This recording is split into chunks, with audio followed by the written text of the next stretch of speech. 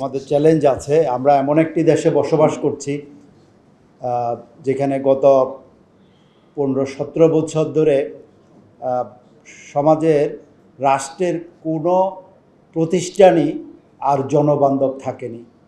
সেটি শুধুমাত্র ব্যবসায়ী বান্ধব হয়ে গেছে।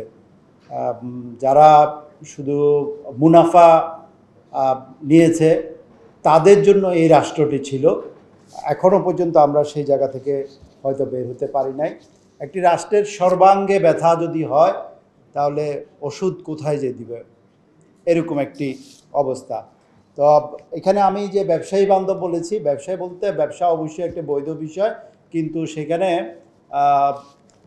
সেই ব্যবসায়ীরা সিন্ডিকেট ব্যবসায়ী বলা যায়। সিন্ডিকেট ব্যবসায়ীদের দিকে সব কিছু গেছে।